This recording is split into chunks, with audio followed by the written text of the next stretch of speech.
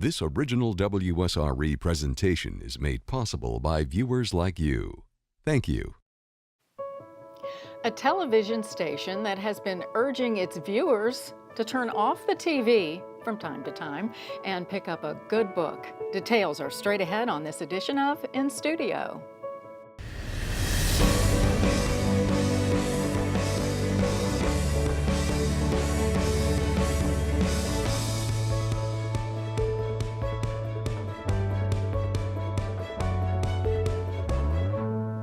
Well, there's a bit of magic in a good book, and the best books are read over and over again. The Great American Read, a PBS TV series and campaign, was designed to spark a national conversation about the books that inspire us. It's resulted in a vote for America's Best Loved Novel. Just this week, the results came in and were announced right here on WSRE TV. Now, for this edition of inStudio, we've assembled quite a panel of literary experts and authors from our area. We'll be discussing the Great American Read and more. But before we get to that, let's take a look at a clip from the very first episode with host Meredith Vieira. There's one book from our survey of America's 100 most loved novels that has captured the heart and spirit of the nation. The author is a giant in American literature, but for most of her life, she had only a single published novel, a story that won the Pulitzer Prize and secured her place in our history. It's a book that I have held dear since I first read it in middle school, with a child protagonist I still feel connected to. Harper Lee's To Kill a Mockingbird. We went to Alabama to talk to two people whose lives were deeply affected by the novel. The story is set in a tiny Alabama town and told through the eyes of a 6-year-old called Scout. It follows the struggle of her father, the lawyer Atticus Finch, to secure the freedom of a black man falsely accused of rape by a white woman. I was in junior high school when I checked out To Kill a Mockingbird from the library. I had a deep appreciation for that sense of curiosity that we see in Scout. And then I read it again in high school, and I began to identify with the accused, Tom Robinson, because I was old enough to see friends and acquaintances be targeted by our criminal justice system. I had to begin worrying about what a false accusation could do. For me, being a lawyer was becoming someone who would be willing to stand when other people said sit down, becoming someone who'd be willing to speak when other people said be quiet. Mockingbirds don't do one thing but make music for us to enjoy. They don't eat up people's gardens, don't nest in corn cribs. They don't do one thing but sing their hearts out for us. That's why it's a sin to kill a mockingbird. One of my clients is a modern-day Tom Robinson. Anthony Ray Hinton was wrongly accused of 2 murders in Birmingham, Alabama. He was convicted because he was poor and didn't have the money to defend himself. When the judge said, "I sentence you to death," it was as though all of the fibers that connect to make me live just died. On death row, Hinton read To Kill a Mockingbird. It made me angry, it made me cry. I can now relate to Tom better than anybody because I know what it feels like to be falsely accused. I had wrote Mr. Stevenson from death row. And the moment I shake this man's hand, I have no doubt in my mind that God had sent me his best. It took 16 years, but Stevenson's argument ultimately convinced the Supreme Court to overturn Anthony Ray Hinton's sentence.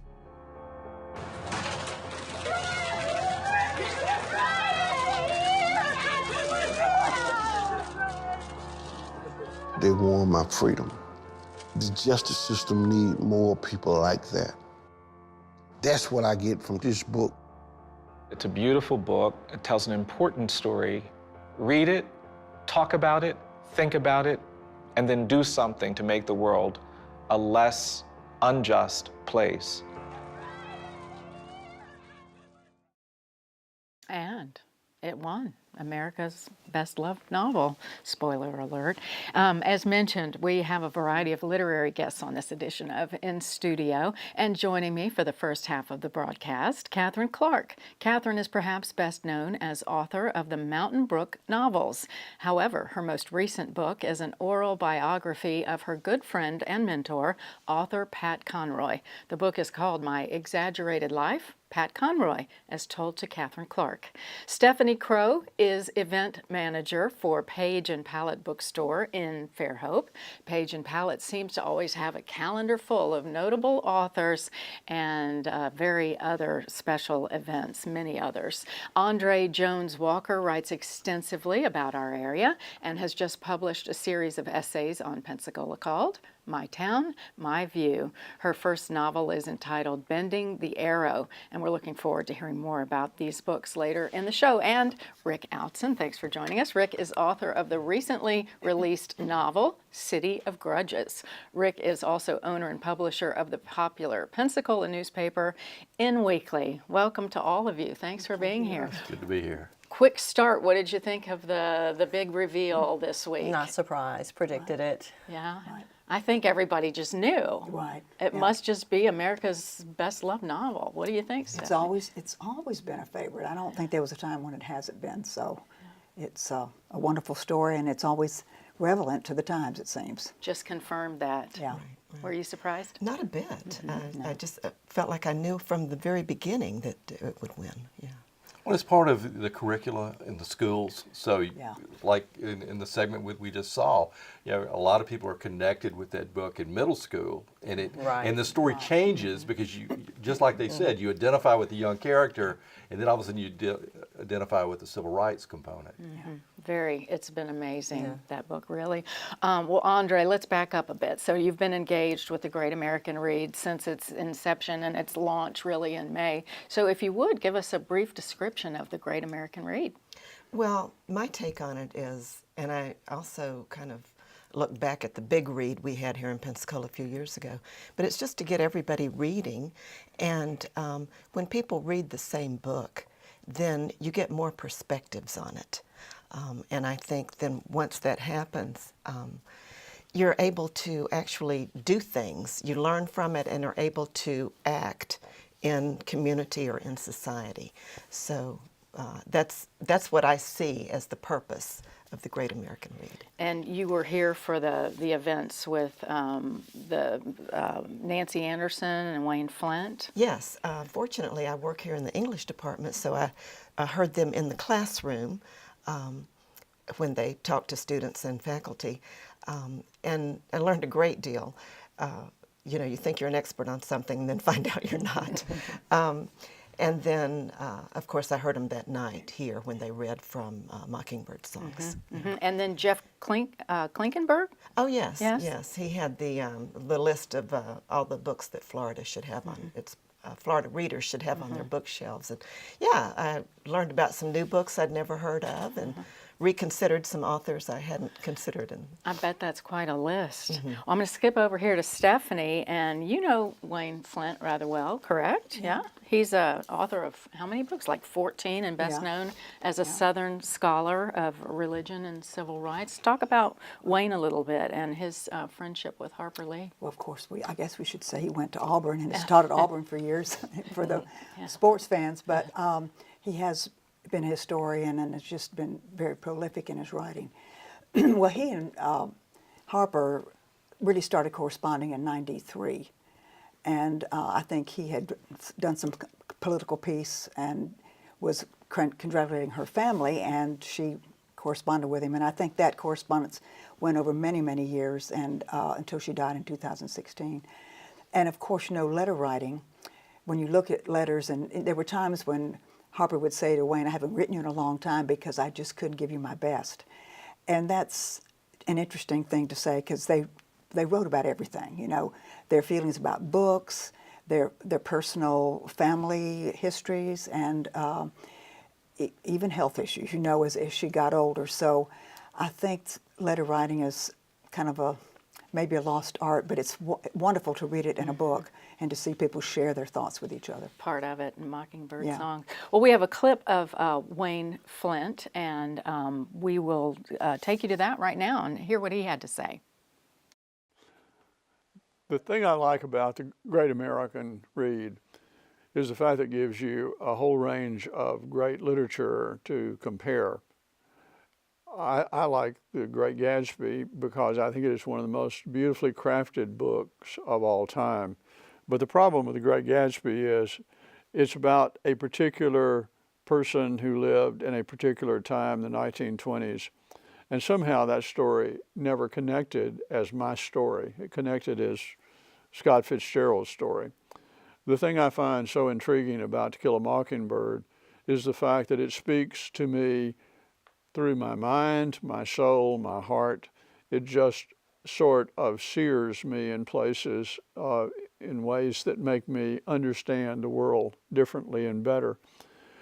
And more importantly, in every passage of my life, from the time I first read it when I was 23 years old in graduate school and trying to decide whether or not to go back to Alabama after the bombing of 16th Street Baptist Church, and decided after reading that book I would. In every period of my life when I've read it, it's spoken to me of a different time, and now it speaks to me about not judging other people until you get inside their skin and walk around in their shoes. I can't think of a time in American history when it's more important for Americans to read a book that says, don't stand in judgment of another person until you've been there, seen their lives, seen their problems. Then you're in a position to decide whether they're bad or good people, but not until you do that. So for me, To Kill a Mockingbird is one of those books that transcends its own times and speaks to people through their hearts in all times. So true. Well, after the release of Mockingbird songs, Wayne Flint and Nancy Anderson toured the country with their readers' theater presentation of Harper Lee in her own words. And we have a clip of Nancy Anderson sharing her thoughts about the importance of To Kill a Mockingbird and how it was presented on PBS. The decision that PBS made to introduce To Kill a Mockingbird on the Great American Read premiere was masterful and unexpected. To take Brian Stevenson, the founder of the Equal Justice Initiative, and Anthony Ray Hinton, a man who spent nearly 30 years on death row, and let them talk about that novel was so unexpected and so insightful, because it makes us think about the view of justice in that novel. I'm sure we've all talked about that. We've watched on the movie Jim be devastated by the jury's decision, watching a child that age totally disillusioned by our justice system. But to have two African American adults with major experience with our justice system talk about the power of this novel to create a conversation about the justice system. Well, Andre, real quick, what was your takeaway from the event that was here at with Wayne and Nancy? Well, I totally enjoyed it. I enjoyed hearing, I had read the book quite a while earlier, but I enjoyed hearing her sense of humor. I enjoyed all the topics that they covered.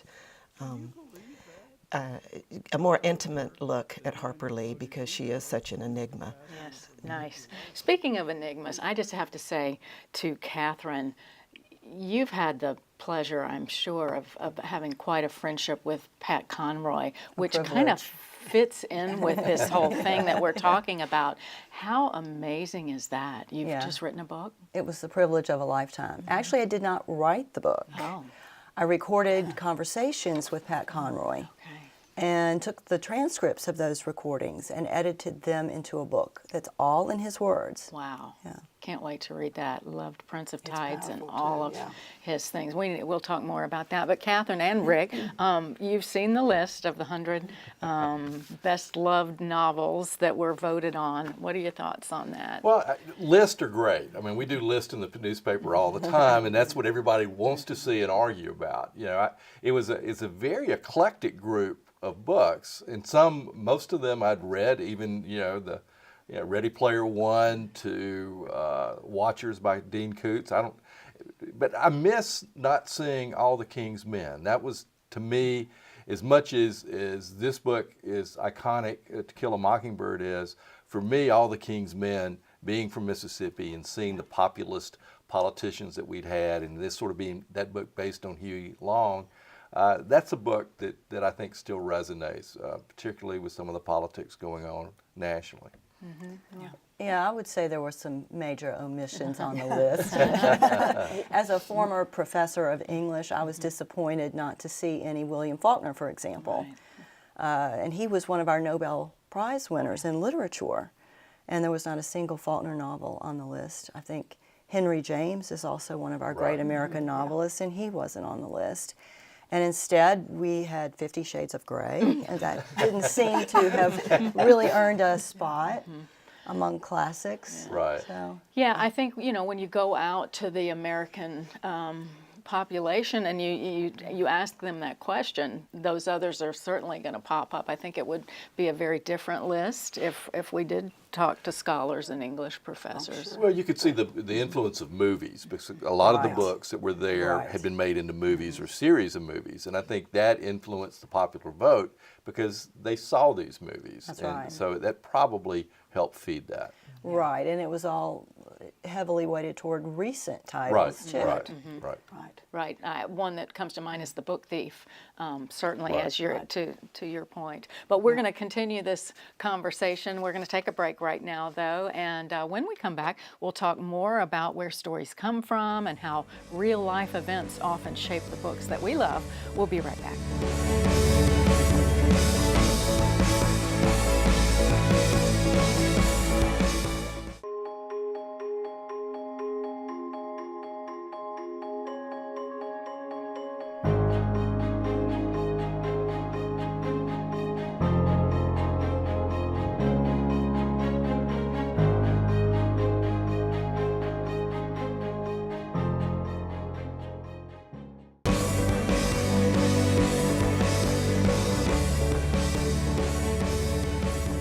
Welcome back. This is In Studio on WSRE TV, PBS for the Gulf Coast. Continuing our discussion now with our panel of authors and a bookstore events manager.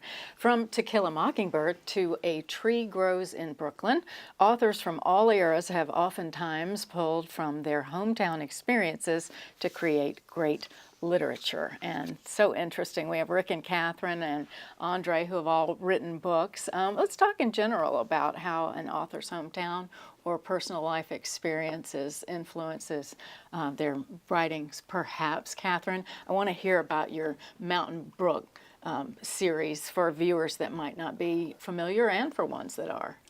Well, Sherri, first I better tell you a little bit about Mountain Brook itself. It is an affluent, largely all-white community of Birmingham where I grew up. And the way I like to explain it to people who don't know about it is that when I grew up there in the 1960s, where the civil rights movement was taking place in the downtown of my city's streets, I lived in a community where that might as well not have been happening because nobody talked about it. Nobody. I never heard one word about Martin Luther King Jr. when I was growing up.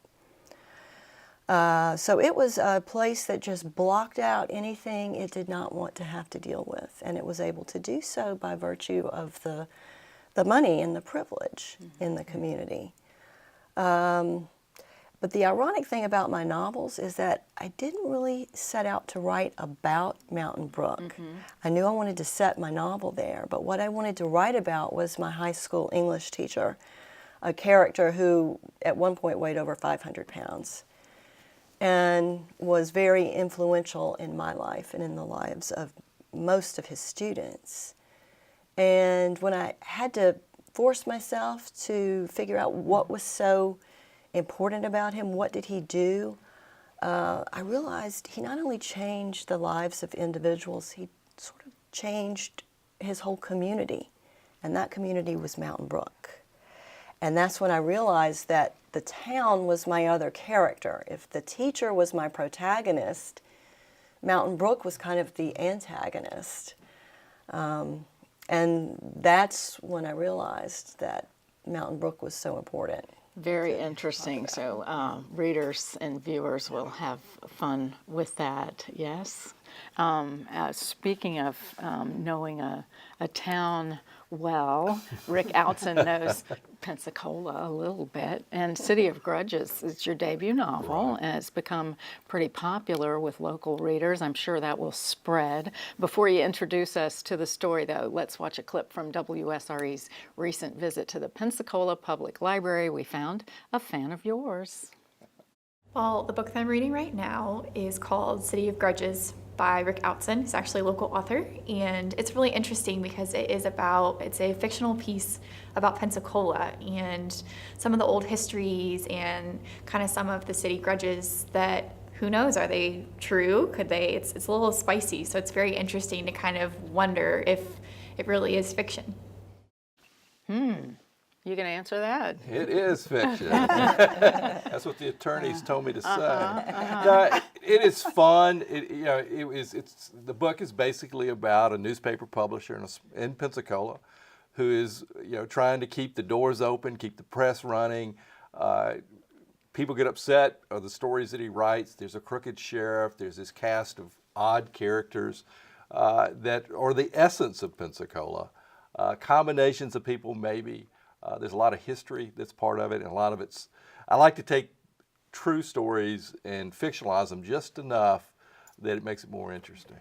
I've always enjoyed reading the fictional novels that are set in a true historical period. It just, to me, makes it a lot more interesting. So do you kind of follow along with Pensacola's history in it? Well, in pieces. I mean, the title comes from the old story around here and in my news office, is that when you can't figure out why something's happening or two people are not agreeing on something they should agree on, it's going to go back to a grudge from high school. They both competed for the same girl or the same guy, or one got elected student body president, or somebody got made captain of the football team. It always is going to go back to that. So there are a lot of grudges in the book, and in the end, it's done in first person. Walker Holmes realizes that he has his own grudges too, and that may be driving some of the problems that he has. So. Now, did you grow up here?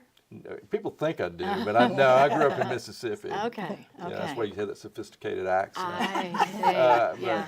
But this is where we vacationed all from like 1963. Even when my father passed away in 1980, every summer we rented a cinder block house. So I got to watch Pensacola grow and change. So it just sort of, and then when I moved here, I started collecting stories because I just enjoy people. And so it kind of, there are people that are convinced I was at Catholic High with them. And I just let them. Yeah. People do that to me too. And I was in Houston for high school. So what are you going to, I just go, that was so fun. Yeah. Well, the dicey thing about writing about your hometown is that how do you live there afterwards? Right. And I'm glad that I don't live in the place that I've written about, but Rick, you do. So how has that been? It's no different than my day-to-day life, you know. That's right. Because that's what we do. But no, it's been fun to have people come up to me and swear that they're in the book, and I have to say you really aren't. And then there are others that try to guess who they are. And I mean, there are really two characters. There's the dog is real. There was a Big Boy, and Big Boy acted the way he acts in the book. And it's a way to memorialize him. And then there's a character, Roger, which is Roger McDonald, who was just a great individual, cared about everything in town, and he used to sort of be my mentor in understanding things. I was able to inject him in as a character for Walker Holmes that kind of explains Pensacola. Mm-hmm. Well, speaking of Pensacola, Andrea has put a collection of essays together. Tell us about that. It's called? It's called My Town, My View. I'm very happy with it. It's upbeat, it's easy to read. It's a collection of 15 essays, mostly viewpoints that have been published, many of them in the Pensacola News Journal. So I love Pensacola, and I love just trying to make it a better place. And that's kind of what I do in the book. I admonish people to volunteer and get involved in things. It covers a variety of topics from community, politics, education. Well, I saw you wrote about Hurricane Ivan, and you also wrote about the Great American Read, so that's pretty cool. Yeah. Well, reading, we're all right. And bending the arrow is a much more serious topic. I understand that's something you know we're close to. Yes. When I was living in Atlanta, I was closely involved with the family. A young offender was incarcerated. I saw the problems that the family went through. Specifically, I could identify with the mother, of course. And I wrote the book to give hope to people who are going through this sort of thing. The more I wrote, though, the more I realized how many issues really are involved. America has an extremely high incarceration rate. You may not know anyone who's incarcerated, but many people do. So there are issues of rehabilitation, education within the prison, how to deal with a youthful offender. So many issues that I hoped would encourage anybody who's going through. Briefly, why as a novel rather than a fictional account? I'm not sure. I think it's because I thought I would reach more people by fictionalizing a story. And maybe I could make it a little more interesting too. And that's called Bending the Arrow. And we're not going to get out of this break without talking about all the great stuff going on at Page and Hallett. But I want to talk to Katherine about Pat Conroy. I mean, amazing, and he was your friend, and you transcribed your conversations. Yeah, I still can't wrap my head around the fact that this giant of literature was my friend. I can't wrap my head around it. How lucky! What it a was privilege, lucky. like you say. It was just lucky. And toward the end of his life, he was just opening up and confiding more and more to you. Yes, we had been friends, telephone friends, talking on the phone for years. And then he had a health scare, and he started realizing all the things he wasn't going to get to write himself. And he wanted to get some of those stories out, so I began recording him.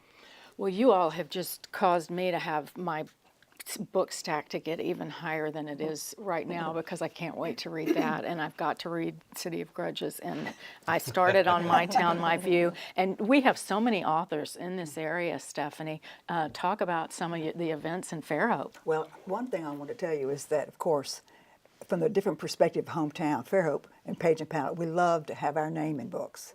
And we are in quite a few books because of events we've had with authors. Right. But, you know, I want to stress the importance of independent bookstores. I mean, we love all bookstores, but independent bookstores help people take care of their local community. They support their local store, and they can go to a place where people read and can tell them what to do, what to read, you know. Right. We are event-driven, so that's kind of always been our focus, and we've been in the same family for 50 years. This is our anniversary this year for 50 years. Right. So we're really an institution in town. And but I want to just mention a couple as far as this book, Gulf, is written by somebody who lives in Florida. Jack Davis, who's a professor at University of Florida, wrote this about the Gulf of Mexico. I'm passionate about this book. He's just been here, but we are still selling signed copies. But it's just something that we all know about the Gulf of Mexico, and he tells wonderful stories about the beginnings. It won the Pulitzer Prize for nonfiction this summer. Wow. An extremely important book that I think everybody needs to read, and in fact, in Fairhope, it's our community read this year. One town, one tale. We want everybody to read it. But I think everybody who lives by the Gulf Coast ought to read it. It's an important book. Just to let you know, this is the next two things coming up. Nathaniel Philbrick is an historian who's written many books and won many awards. He's coming Saturday, the 27th at 6 o'clock at Page and Palette to talk about his latest, where he sheds some light on the importance of the naval battle in the Revolutionary War between the French and the English. You have to come to hear more about that. Then one of our very own local writers that when I say to some people, have you read Winston Groom? They don't know until I say Forrest Gump.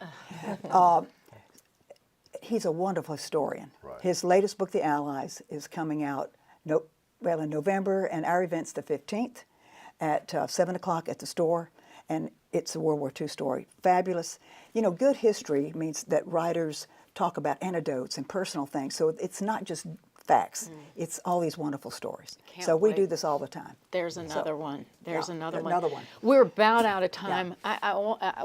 I encourage everybody to go to your website, to go to Fairhope and to visit Page and Palette, and we'd love to have you back in Pensacola again someday too. Have another one. Really quickly, when did you realize Mountain Brook, you had been a little sheltered? You went off to school. The very teacher that I wrote about is the one who inspired all of us to go off to school. He thought it was very important for sheltered Alabamians to get out of Alabama and be in the outside world, and then hopefully bring that back with them to Alabama. And he thought that was the way Alabama was going to change. Oh, okay. Well, a lot of people have gone off. So many people come back and hang their hat, right? Right. In the City of Grudges. Right. So, is there anything I'm missing? Anybody want to have any final thoughts for us as we go to break?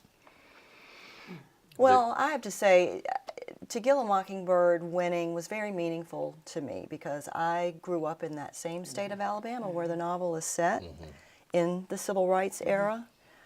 I was surrounded by racism, not only in my society, but in my family. I had relatives who used the N-word and thought nothing of it. And reading that novel at a young age and being able to put myself into the character of Scout, the young girl, it helped me understand the racism of my society. And it gave me a moral compass that my own society was not giving me at that time. Wow, a book can do that. Yeah. Well, final thoughts? Yeah, it's great to be a part of this. I think that we have a reading family. I grew up in a reading family. My Christmas present to my 3 daughters every year is a book, and I always try to find a different one. So to be a part of this has been fun. So thank you for having me. We appreciate all of you, and Andrea, your great books that are out there, and just come on back to WSRE and you can find out more about all of this. We're going to take a break and come right back with more guests. Our next group will be talking about just what makes a great book. Thank you so much to our first literary panel, Katherine Clark, Stephanie Crowe, Andre Jones-Walker, and Rick Outzen. This is In Studio on WSRE TV. Right back after these messages.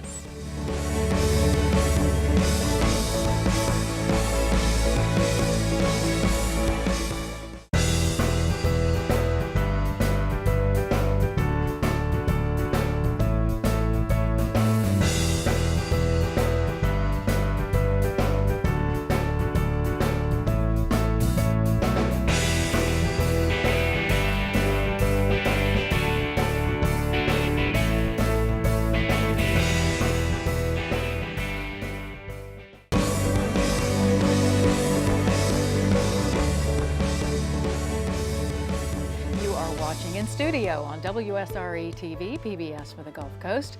We're looking back on the Great American Read, the PBS campaign that really sparked a national conversation about the books that inspire us. It's in fact just wrapped up this week with a nationwide vote for America's best loved novel, and the winner is To Kill a Mockingbird, in case you hadn't already heard. To talk about what makes a great book, we now welcome Mamie Hixon, Assistant Professor and Writing Lab Director at the University of West Florida, among other hats. Terri Urquhart, a librarian with the Santa Rosa County Public Library System in Pace, also manages that.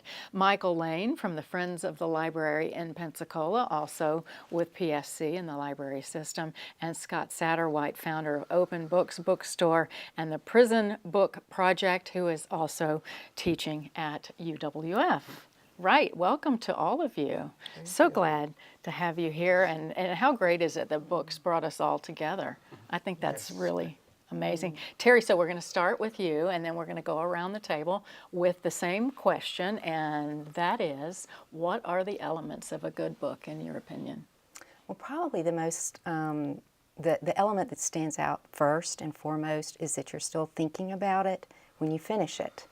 You're wondering about things that were left out of that book, perhaps intentionally, or things that were included and left open-ended that it didn't answer it for you, that you could have that book in a book club discussion, and its longevity gives it staying power, obviously, and you're still talking about it.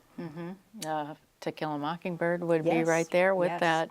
Right, what are your thoughts? You know, I hate to jump on your bandwagon right there, but I think it definitely has a lot to do with how it resonates with you and how it sticks with you later on. You know, if you're going to bed after you finish the book and you're still thinking about the text, then clearly, you know, that was a good book. And then as far as the long term goes, you know, how universal is it? You know, how in a way that can last several years, several generations. Are people still going to be reading, you know, this book in 100 years from now? Is this going to be something like people read Mark Twain? So it could change, you know, generation to generation, but immediately it's how you feel after you read the book. To me. Mamie. I remember being in undergraduate school and my literary criticism professor said, "So, what makes a good book? And how do you read this book?" And we all said, "On a literal level." But I think what makes a good book is the fact that we can read it on a literal level. We can read that book on a philosophical level, a social level, an allegorical level. All of those ingredients make To Kill a Mockingbird and other best-loved books what they are, because those books take us into all these realms. In my book club, we're able to discuss books on all of those levels, and that's what makes a great discussion, and that's what makes a great book. Awesome. What are your thoughts, Michael? Oh gosh, I mean, of course, you know, plot is always great. Characters are super important. But something Scott said, the universality of it, I like to think of it as an opportunity, like armchair travel for someone else's life. You get a chance to step into their world, into their experience, maybe think how you would handle that situation or what decisions would you make. You know, at the end of the day, the setting may not matter. I mean, it could be, you know, 1,000 years ago, it could be 5,000 years in the future, people you've never met, but hopefully you feel a little more connected to others at the end of the day. I think that all sounds really good in terms of elements of a good book. So let's talk about characters now. Again, we'll go around the table with this one. Do you have a favorite literary character? Who would that be, and why maybe? Well, I would say, you know, I know that this was, this is a tough question for me. I'm trying to think of just one. I was thinking of one of the first characters that I connected with, and this goes back maybe to the universality.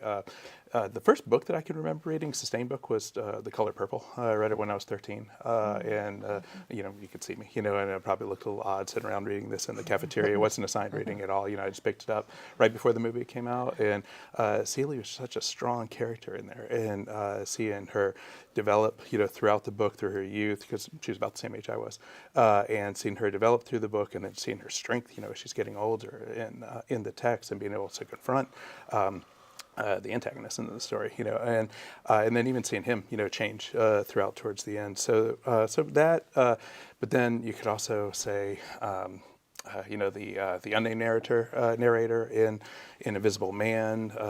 That one is that character is a really, really strong character. I remember one scene in there where he's walking on the street and he has this discussion with somebody, and they're talking about sweet potatoes, and it went on for about 2 or 3 pages where they're talking about sweet potatoes, and I went on the sweet potato kick for 2 weeks where all I wanted was sweet potatoes.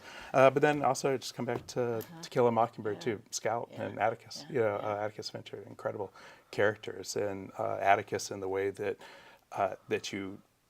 he comes back to, or it's what Lincoln said, when he said that it speaks to the better angels of our nature, and he wasn't a perfect character. And if you could see the second version of that book, the Watchman, that character is definitely very different than he is in this story. But in this one, it's Atticus Finch's speaks to how we would like the world to be. Yes, Mamie. I agree with Scott, especially about the invisible man, the anonymity of the protagonist, his invisibility. Those are characteristics that make that character memorable. But probably, I was sitting here thinking, and I've been thinking about this for a while, why am I not drawn to just a female character like Janie Crawford? And I am. But more so than that, the character that stands out for me is from a Toni Morrison novel, Song of Solomon, Milkman Dead. It's that name that resonates with me. It's his actions that resonate with me because they speak to me on some of those levels I talked about earlier. And also characters like Milkman Dead come with a message. And throughout the novel, we see that he is able to soar, to fly above circumstances. On a literal level, it is about mythology and the African myth that African Americans lost their freedom until they were able to fly back to Africa.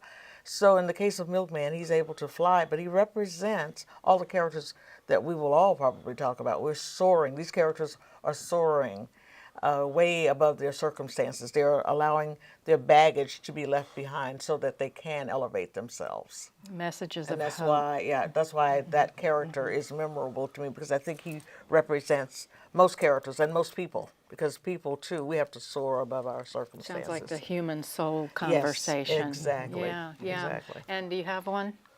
I have a couple. I think it depends on where you are in your life. One that comes to mind, kind of a perennial favorite, is Gatsby.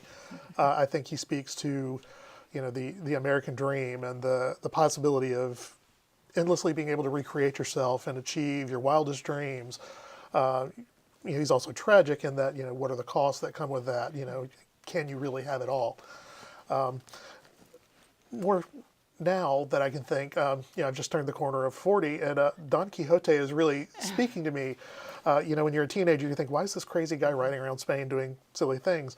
But as you get older, you realize, he's up against his expiration date, and he's trying to make the world into what he thinks it should be, whether or not it could actually ever be or ever was.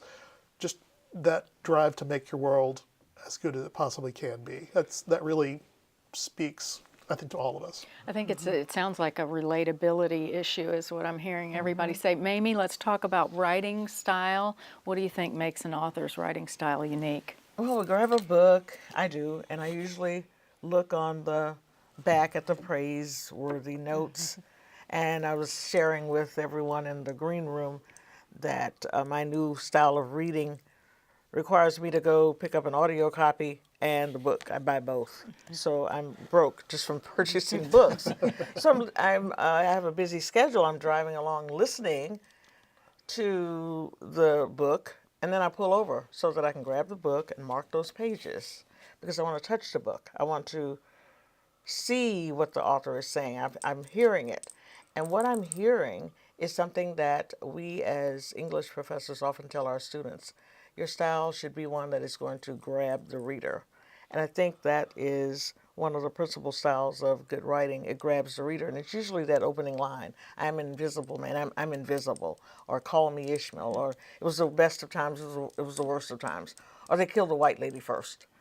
Lines like that create style and create interest in your reader, and I think that's what style does. It makes this book different from all the other books. In most cases, many of us can read a Faulkner book and tell this is Faulkner, whether we had an author's name attached to it or not. That is style. You just know. Right. What's your thoughts on that? Yeah, I think there are those signature things that you can always tell. Hemingway, it's going to be short to the point, and someone's going to die in the rain. But I think a truly great author can change their language to fit the situation. So, the opening line draws you in, and then if you're trying to build sympathy for a character, you're using those words to draw you closer. And if it's an action sequence, it's shorter sentences, choppy, it kind of draws you along. I think it's like a virtuoso musician. It's just the ability to use the instrument that you have to make it an engaging performance all around. Yeah, we humans come from a long line of storytellers. Ancient is what we do. And oftentimes it is through song. It started with song and then recorded language. And just where they can go with it. And some authors, if they're writing a book set in Ireland, it may be more atmospheric. They're going to give more detail about the plants, the weather will be there. There may be less dialogue. And that might not be for everybody, a book like that to read. But if you see friendship going on in a book, that might draw you in, and how people handle their relationships. Because a lot of times people might be struggling with something in their own life, and they see a resonance there with how a character handles situations in their books. So. Scott, what are your thoughts on that? Well, I also agree that one of the things that makes the writing very strong is, of course, basic sentence structure, and all that, but also how you're able to recreate an environment, recreate a world, just through the language itself. I go back to the sweet potato scene, a bit, but it went on for about 2 or 3 pages, where he's talking about the sweet potatoes. It's really intense, and to the point where I just want to get sweet potatoes after it's done, but then he could switch, from there and then go into, and what that scene was about was nostalgia. It was about going back home, and to capture home and how it's wrapped up in certain senses. In that instance, there's the smell of sweet potatoes, what it was going to taste like when you ate it, was something that was really important to be able to create that scene of nostalgia going back down south, while you're in the streets of New York.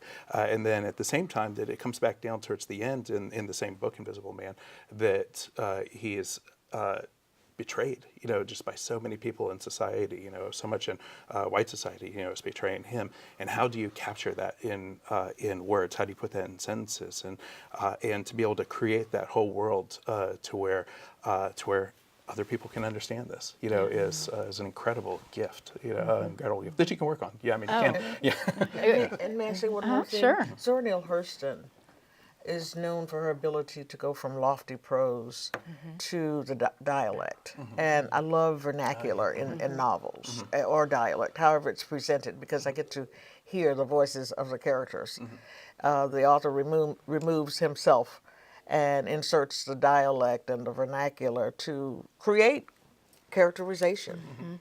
Yes. Well, and I just need to know, do you still like sweet potatoes as much as you did when you finished? Yes. Oh, I'm about ready. I've already talked about 3 or 4 times, so I'll make them for everybody after we're done. Okay. Well, we're going to take a break right now and not think about sweet potatoes. It's been a really great discussion so far, though, and chances are that you are ready to pick up a new book and read. We'll take a short break, and when we come back, we'll talk about community resources for readers, where to find your next good book, and where to donate books when you're through with them. We'll return right after this quick break.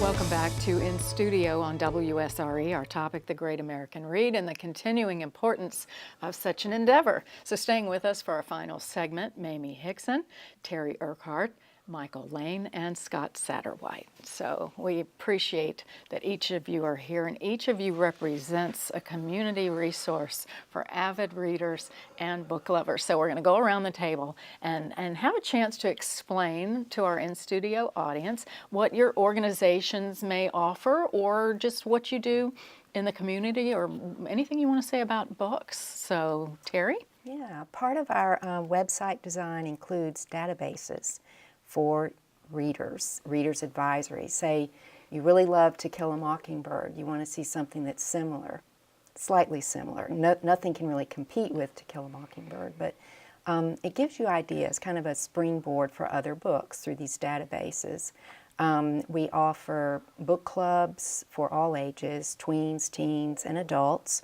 We have summer reading for the little guys to encourage reading. And for early literacy, we have toddler time and story time for preschoolers. And we have author, artist events at Pace Library. We, at our first one, we had a good number of writers who joined together and formed a writing group. And they have since published, and they publish a little journal, and they help each other out through that way, through that connection. That's awesome. Group. That's awesome.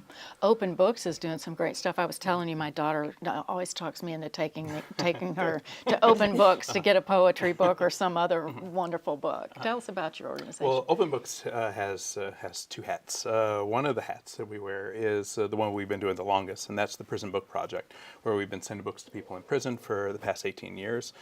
And it's Florida prisons, and if people ever question if people are still reading, all they have to, or writing letters, all they have to do is come see us, and I'll show you a big box of letters, and I'll show you a long list of books that people are reading. So we do that, and we've been doing that free of charge, for 18 years. And how we help fund that is through Open Books, and Open Books is a bookstore. It's a small indie bookstore, sells used books. They're donated from the public, and we provide what we think is pretty good quality literature out there. And one of the reasons personally that I'm interested in that is because that's how I was able to get into books. I remember going to this bookstore over in North Carolina. I went to a very impoverished, or I lived in a very impoverished area of South Texas. And when I went to high school, we only read one book when I was in high school, and that was 1984. It's an ironic one if you're only going to read one book. But we read one book. In fact, we only watched the movie To Kill a Mockingbird. And when I was in with the Marine Corps, I was in Camp Lejeune, and I went to a little bookstore over there, and I remember seeing this book sitting on the shelf and thought, I should have read that at some point, and felt cheated from my education, and decided, all right, I'm going to fix this. So you have since read it, Yeah, so I read it. In fact, when I was reading this book, I remember sitting there at my desk over at the battalion aid station reading this, and all these people kept coming up to me, what are you reading? Oh, that's the best book. I love that book. So many people are reading this. So we like to hope, we hope that we will give other people that same experience, inspiring like your daughter. Yeah, yeah. And right next to First City Arts in Pensacola, Mamie, you've been doing so much for so long. For a long, long time. Book clubbing is one of the things that I do. I'm a member of 2 book clubs. In fact, I would encourage people to start a book club, because that way you bring all these voices together. We already have the author's voice, we have the characters' voices, we have the critics' voices. Now let's come to the readers. What about our voices? What do we think? And let's come together in a kind of club setting. Actually, my book club is called Readers and Writers, Inc., because we read and we write. And then we joined with 2, interestingly, all-white female book clubs. My book club is all black. And we thought, well, let's come together and share these voices, these ideas, because we have more in common than we probably talk about. And that gives us an opportunity to look at a book. The first one we read was Jim Crow, the new Jim Crow, first book. And we've been meeting now for 2 years. And then one more thing that I do in addition to the book clubbing is through the writing lab. We started about 4 years ago, and we are going to start back up every November, December. We ask for books from the public, gently used books to give to middle and elementary school students. That's wonderful. That's wonderful. Love that. And you've got a lot going on. Oh, yes. Yeah, I'm the president of the Friends of the West Florida Public Library, so think of us like the booster club for the public libraries here in Escambia County. So our primary mission is we raise money to fund the things that the library is already doing, and sometimes to give that extra little boost to do things they might not do otherwise. So we have helped fund summer reading programs that a lot of kids participate in. Some lean years, we've kept books on the shelves. And we also provide cash matches for grants. So if you remember the big read that happened in Escambia County a few years back, that was something we did. We've been in existence since the early 70s, and in that time we've donated over $2 million to the libraries here in Escambia County. All of that's been one book at a time. Right now we're up to 4 roughly quarterly book sales. A lot of people attend those. prices from 25 cents up to maybe $2. You can also go to the main library downtown and the Tryon Branch Library on Langley. We have ongoing book sales there. All of that goes to support a really great cause. That's great. And you can just back your car up and bring all your books that you haven't used and take them there. And you can take some to Open Books and you can take some out to Pace out there, and you can give them to the kids. I keep thinking of Hurricane Michael and maybe getting some books together for that at some point. But we're about out of time. Favorite book you've ever read, something that, and what you think should have been on the Great American Read, Terri? Well, one thing that was not on the list that is a personal favorite is The Yearling, Marjorie Rawlings' books. Those books are amazing. They really are. And yeah. That would have been it. Scott, Yes. what about you? As far as books not on the list, Lone Ranger and Tano Fist Fight in Heaven by Sherman Alexie. It was absolutely one of my favorite books. As far as on the list, I'd say it's a tie between Invisible Man and To Kill a Mockingbird. The favorite ever? Do you have one, I'm maybe? with Scott on those last two that he mentioned, but what's not on the list, The Scarlet Letter. Often referenced, so certainly it's a classic. I'm sure it's on Bloom's list. And maybe A Lesson Before Dying, Ernest Gaines, because it reminds me of a combination of The Color Purple with the style, the letter writing, and To Kill a Mockingbird, all about justice, social justice. Almost out of time. You have a favorite? The Shadow of the Wind by Carlos Ruiz Zafón. He's a Spanish author. It hits all the buttons. It's historical fiction, romance, mystery. It's a book about books, which as a librarian, I love that. So really love that. And I was super happy that Great Gatsby was in the top 20. I think they got that one right. Well, I guess it depends what list you're looking at, right? I mean, and would you say to viewers that if they don't think that the right book was on there, they should start their own list, maybe, right? Absolutely. That's it. Have a book club, go to a little library, go to the library. Any other final thoughts? We're out of time. My daughter was watching the show, and she was so enamored with it. She's going to Workman Middle School, and she started writing down all the books that were on the list as they were talking about it. And I was so impressed seeing this little notebook, and she did it on her own. We didn't talk her into it. She's doing that, so good job. Great. Yeah. Good job, PBS. And there we go. We are completely out of time. Thank you so much to each of you. Thank you. And encouraging our viewers to get out and read. It's certainly been a special inStudio, our topic, The Great American Read, a PBS initiative that got us all talking about books. We want to thank our guests. In the first half of the broadcast, authors Rick Outzen, Katherine Clark, and Andre Jones Walker. Also Stephanie Crowe with Page and Palette Bookstore in Fairhope.